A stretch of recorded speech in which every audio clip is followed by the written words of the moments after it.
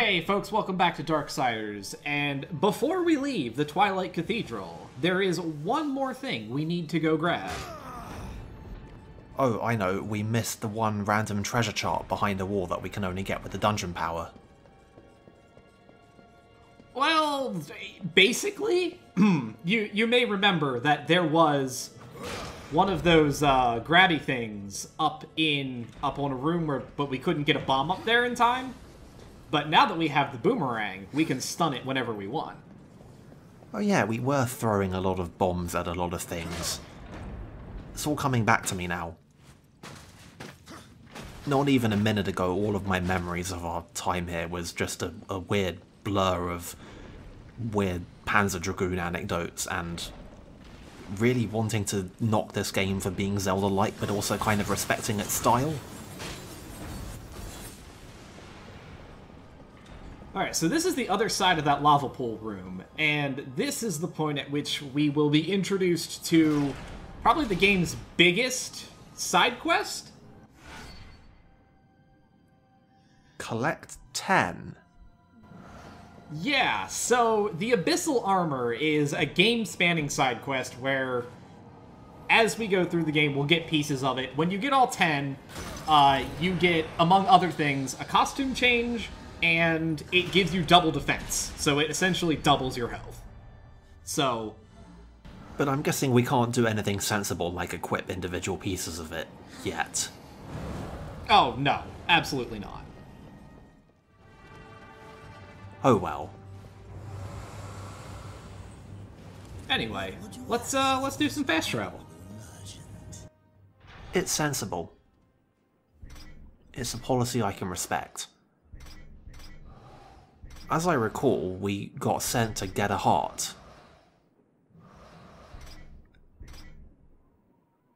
That is correct. Samael tasked us with getting him a demon heart, and that's what we did. It's nothing if not to the point, this game. So now that I've gone to the completely wrong direction, let's talk about serpent holes. They're... It appears to be a lot of floating geometry over a void.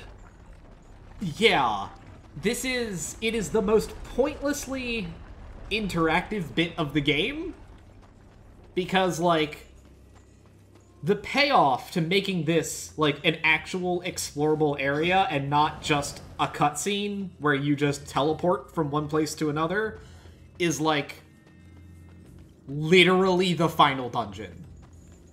And even then, it's like a flavor thing. Yeah. I mean, there's a lot of really good reasons why a game developer would just use floating stuff in a void. I mean, the thing that immediately comes to mind, despite the fact that it technically post-dates this game by like a decade, is God of War number 4. Which, in its admirable dedication to having absolutely no loading screens ever, just put the void in between you and wherever you were fast travelling to. That game was doing a bit for its entire runtime. I have no idea why this game did that.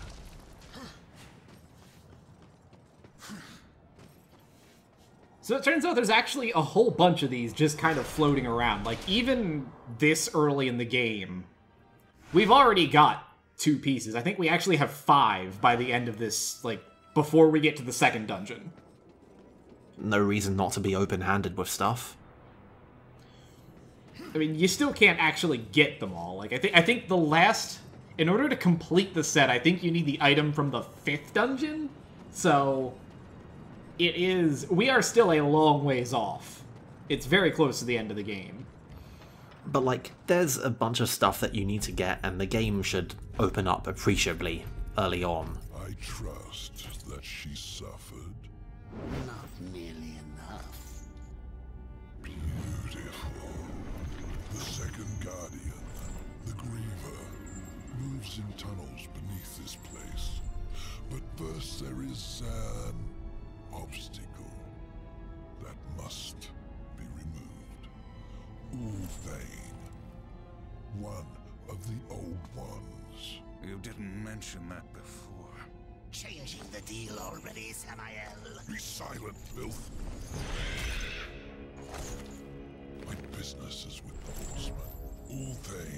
is no ally of the Destroyer. But you won't find the Griever without confronting the Black Hammer. And that will require strength you don't possess. Yet. What the hell do you think you're doing, sire? Tell him, Watcher, how you stifle the Horseman's true power in order to keep him on the Council's leash. War. Destroy this parasite. You so much as blink at me, and the Council will end you, both of you. I'm protected. Not in here. You are War, rider of the Red Horse. Not some puppet on this pathetic creature's strings. War, I will make you suffer. Focus your anger. A great rage stirs within you, clawing to get out. You must release it, or a puppet you remain.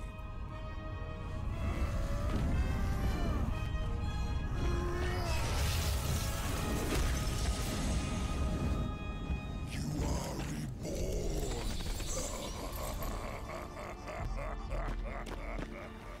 What was that?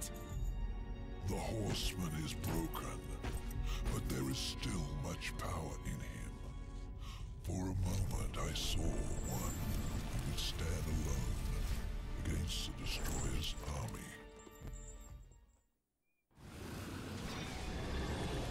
Well, that was all fascinating, but my only real takeaway is why the hell would any of these people use the phrase "what the hell"? I mean, that's like me saying "what the earth."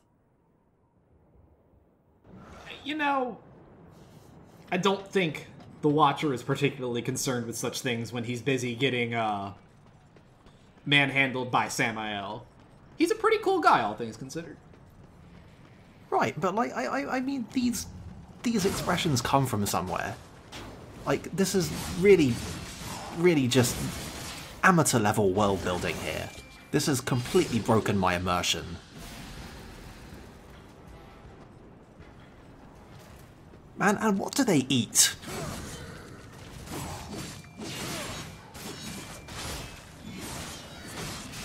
Anyway, our next destination is off to the side here. This is our first boomerang lock as far as plot's concerned. But I actually really like this next area. I think this is probably my favorite of these little transition bits in the game. Like, favorite individual instance, or like favorite type of thing that we're going to see? No, like the area that we're going to, I really like. Oh, okay. Good places. Video games. It looks suspiciously like a sewer. Hey, give it a second. There's always a small sewer bit in between these.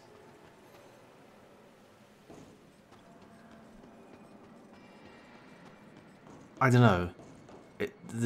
I just get jumpy around sewer levels, okay?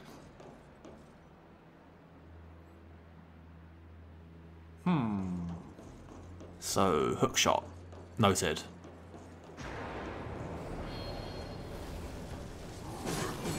So our friend, the Fireboy, now has an upgraded form. This one, unfortunately, does not explode when you kill it. Trade-off. Actually, this one in particular I find really obnoxious. Although I don't know if we'll see why in this fight. Yeah, I was gonna ask, does it, like, do anything meaningfully different besides not exploding? Oh yeah, no, it has a new attack which is incredibly obnoxious, but I don't think he's gonna... Oh, there it is. Ah. Yeah, that seems pretty rough. I was gonna guess Retro Studios Shockwave, but nope, that's pretty bad. Yeah, he can fire off 3 homing projectiles. You can't block them. Well, if you block them, they will do less damage, but they're incredibly obnoxious to avoid. Yeah, I was gonna ask, like, do you have to dodge at a real specific time or what? Honestly, I don't know. I just tank them. Fair enough. Tanking is valid. And never let anyone tell you otherwise.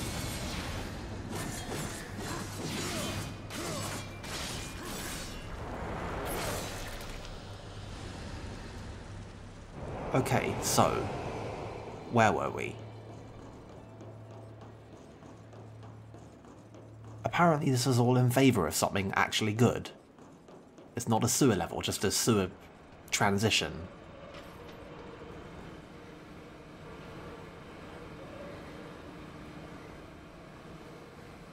This room is weird.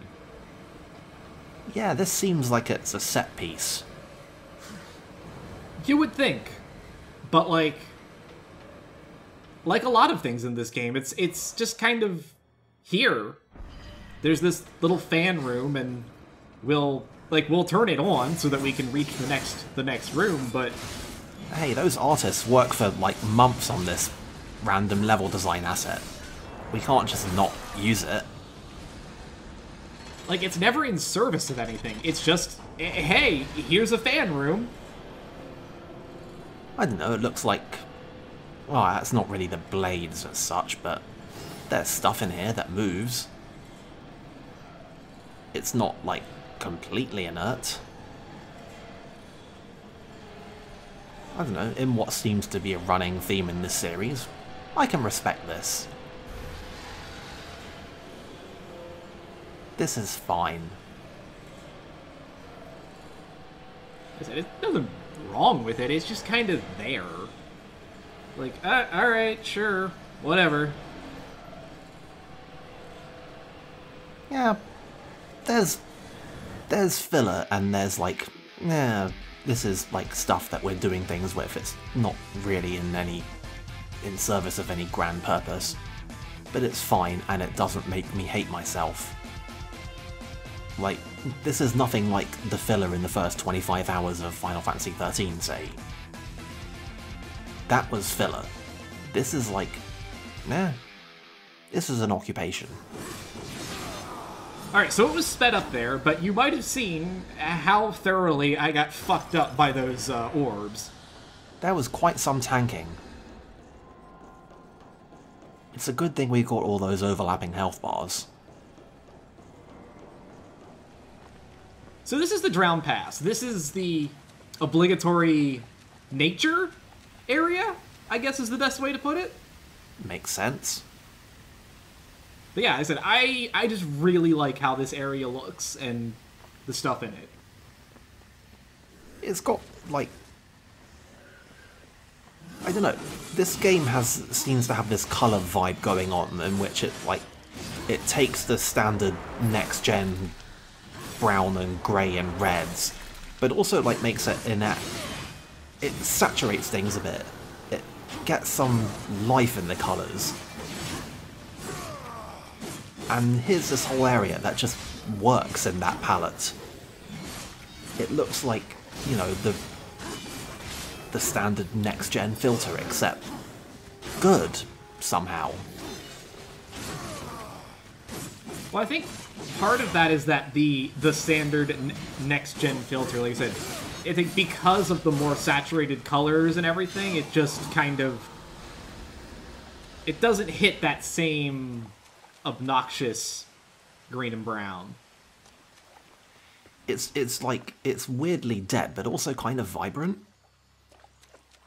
I mean, I've seen games lately, especially now that, you know, that whole fad has worn off.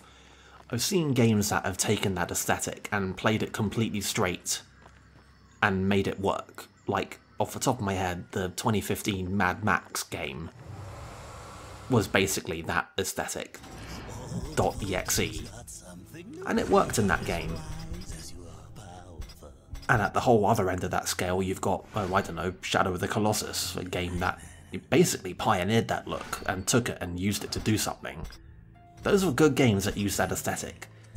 This is not that. This looks like they took that aesthetic and worked at it and made it, like, nice somehow.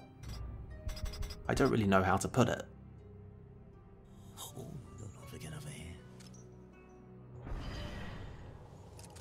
would you ask of this humble merchant? So, skills? Nothing new right now. We are eyeing up a couple of those new powers that Vulgrim has at the end there. The one stone skin gives us a defense increase while it's active, and the other just literally sets us on fire. Nice, nice. That's definitely a war thing. That's just classic war. So they're going to be probably the next things on our shopping list. We got a development plan.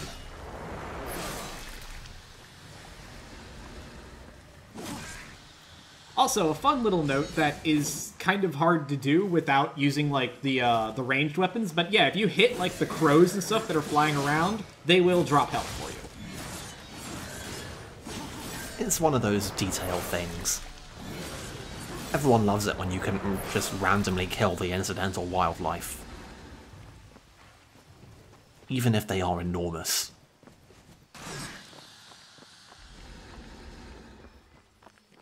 Like, we can appreciate those birds are fucking enormous, right? Yeah, those birds are probably about as... They're probably about as big as War's entire arm, so... Not exactly your average crow. Like, we had the whole apocalypse situation going on here, but it looks like we've just created a whole new apocalyptic biome. Anyway, that's one of those door demons, and we are going to put that off for as long as humanly possible. Ugh. Door demons. The golems, whatever you want to call them. I know what you mean, it's just that I can't think about door demons anymore without getting dangerously close to having to talk about Okami again. Oh, see, I immediately went to the door fallacies in Final Fantasy 13. Oh yeah, those existed. I mean, they sucked, but that was just mostly because they were boring. They were, like, there wasn't really anything to those guys. They were just, like, stupid plot walls. They opened in cutscenes like literally any other door might. Right. But did your cutscenes have mechanical gods put indoors? I didn't think so. Yeah. Gotta have that excessive self-importance, I guess. No, it's like...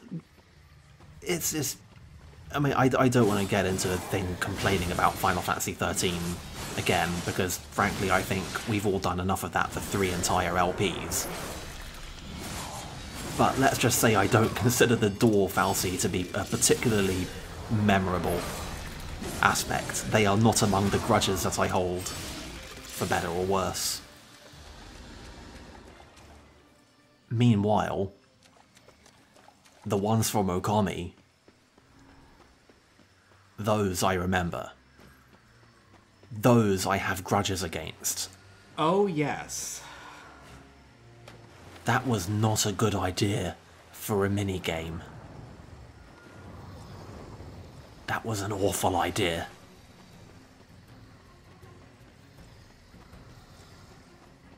Oh well, fortunately camera phones came along at about the time the Wii version of Okami started getting really notable. You heard it here first, folks. The iPhone saved Okami. Well, honestly, I didn't find them too egregiously bad until you got to the ones that were like hit 8 spots. Those were bullshit. That's always the thing, isn't it? It's they did this thing that's kind of inoffensive and not really very notable, until they suddenly and violently take it too far, and now it's the only part of that anybody remembers. I mean, maybe it wasn't even such a bad idea in and of itself, but, I mean, I'll say that I did find them incredibly imprecise, especially the ones that, at the very end, when you had to hit, like, 8 of them. and it was like, oh, you were off by, like, the smallest amount. Oh, whoops, that didn't count. Sorry. Yeah. It's like one of my, like, stock rants that I can do is about the gap between what the people who make a game make it possible for you to do in the game, and what the people who make challenges consider to be reasonable to ask a player to do.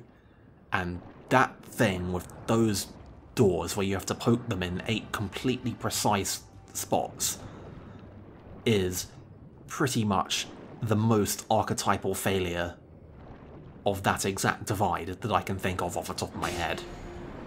And probably that I can think of for a lot longer on reflection. It's one of my favourite stock rants, by the way. I should do it more often.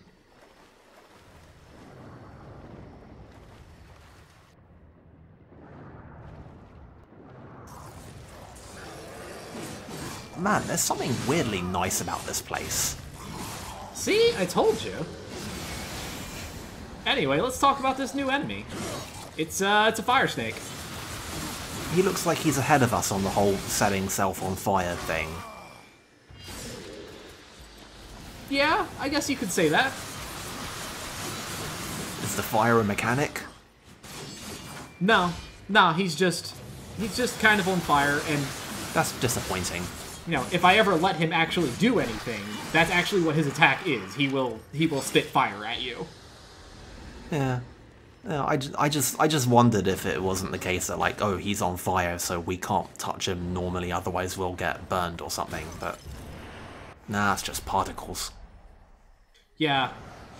He said he'll shoot fire at you if you ever let him do something, but...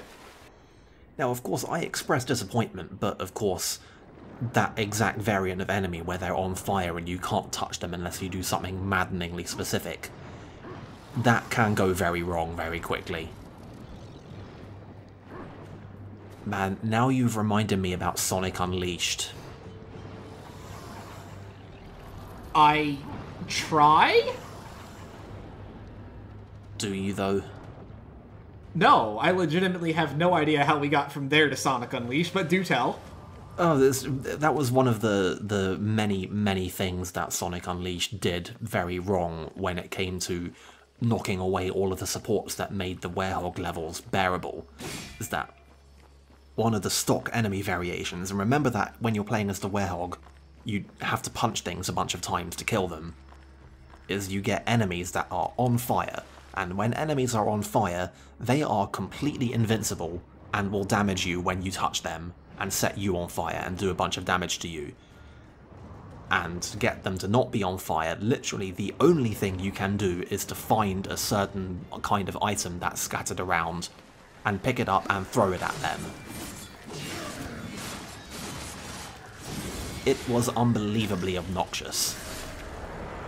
That sounds excellent. I cannot think of any problems that one might have with such a system. Quite.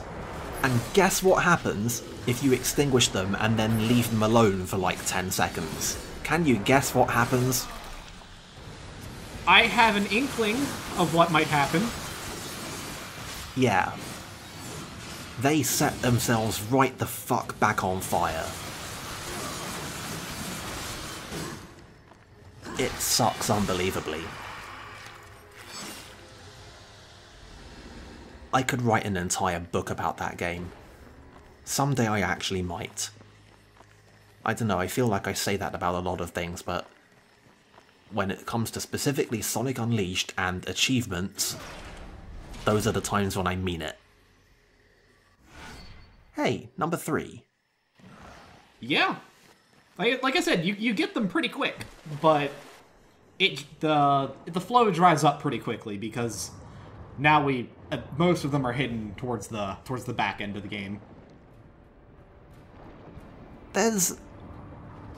You know, it seems like there's some competing priorities here. I mean, there's the thing where you have 10 things and you have to get them all and it's a quest, but how evenly through the game do you space them? But there's also a pressure when you're making a game like this to have a curve where you start the game and there's a very limited range of things, and the first few things that you get, like thinking in Metroidvania terms, will expand your options enormously, and the game starts being like open, and you have choices, and you can go exploring everywhere, and there's always something everywhere.